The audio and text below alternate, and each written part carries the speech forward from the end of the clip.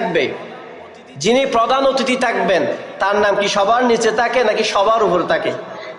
কথা বলে না, সবার নিচে নাকি সবার উপরে? প্রধান বক্তার নাম সবার উপরে বড় করে হেডলাইনে থাকবে না? আল্লাহর আরশের মধ্যে সকল নবীদের ঊর্ধ্বে আমাদের নবী সাইয়্যিদুনা মুহাম্মদুর রাসূলুল্লাহ সাল্লাল্লাহু আলাইহি ওয়াসাল্লামের নাম এভাবে সবার ঊর্ধ্বে আল্লাহ তাআলা লিপিবদ্ধ করে রেখেছেন। সুবহানাল্লাহ।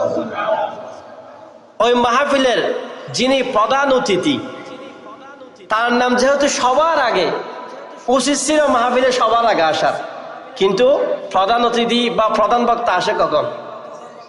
সবার লাস্টে না, সবার শেষে, একদম শেষে। কি কুদরতি খেলা দেখেন! আল্লাহ তাআলা প্রধান অতিথিকে, প্রধান মেহমানকে সবার আগে সাজিয়েছেন, কিন্তু সবার লাস্টে পৃথিবীর মধ্যে প্রেরণ করে নাজিল করে নবুয়তের দরজা বন্ধ করে দিয়েছেন। সুবহানাল্লাহ।